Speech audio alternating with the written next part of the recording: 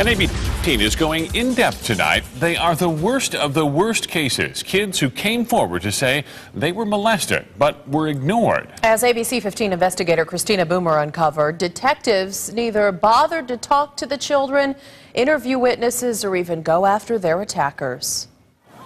This is a story about victims who have never seen justice and detectives who were never held accountable. An estimated 400 sex crime cases countywide. There was cases that maybe weren't worked. It was obvious that there's something could have been done. These weren't vague reports. Behind all these stacks of paper are people, children, some as young as 3, another child only 2, all who said they were molested. They lived in Mirage at a time when the Maricopa County Sheriff's Office was handling the city's sex crimes cases. The community ending its contract, saying it wants its own police force. October of 2007, Mirage began to build its own department. They reviewed MCSO's case files and discovered that dozens of sex crimes in their city hadn't been worked. The Mirage police called MCSO to say, in very blunt terms, hey, what I got was a bunch of crap. For the first time, you are seeing what he saw. Take this case from August of 2007. A 2-year-old is taken to the hospital due to vaginal pain, bruises, and signs of molestation. She had been with a male babysitter that day with a history of self-proclaimed child molesting. The case goes to MCSO's Special Victims Unit, but the document states the case was not worked. We found similar stories, page after page. So we were left with taking that time, going through and trying to contact victims, witnesses, to see if any of the cases were solvable. Mirage Police Detective Robert People specializes in child sex crime cases. He says when Mirage detectives tried to follow up, many of the victims couldn't be found. It's exactly what we ran into. We tried to track down more than a dozen victims. This is an example of what we found. No one is home. The family who lived here has moved away. For example, in one case, a mother calls to say that her husband has repeatedly molested her 3-year-old daughter. She also says he admitted to doing it. The case is given to MCSO SVU. Apparently no work is done. Mirage police say when they tried to follow up with the victim, they found her home was vacant.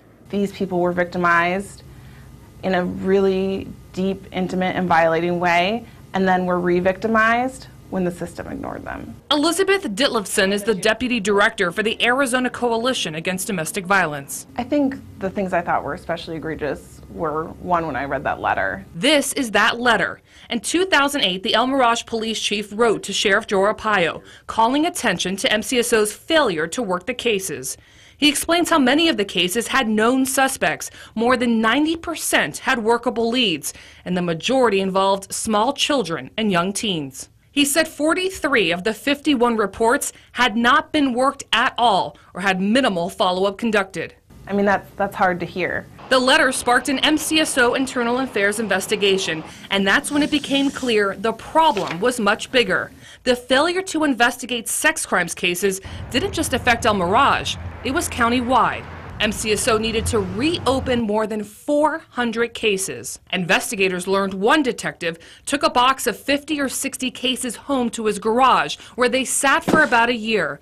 Other case files were just lost. Not the way the system should be working. If you were wondering who was in charge of the sex crimes unit, it was this woman, Kim Seagraves. Her personnel file shows how Sergeant Seagraves, now Lieutenant Seagraves, was never held accountable for how she ran the sex crimes unit. Her boss, Chief Deputy David Hendershot, shut down the internal affairs investigation before it was completed. Victims were left unattended, and perpetrators who may be reoffending are still out there because of internal politics is deeply concerning. Meaning no justice for a 16-year-old girl who said she was forcibly raped by a 30-year-old male.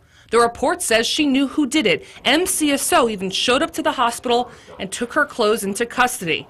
And yet no one worked the case. It is hard, I mean, because I deal with the kids all the time. What happened in the past, we really can't fix that. But Mirage Detective Peoples is still hopeful that there can be justice for some of these children and their families. If there are still victims out there, it's time for them to come forward and come talk to us and let us try to get some resolution to for those victims.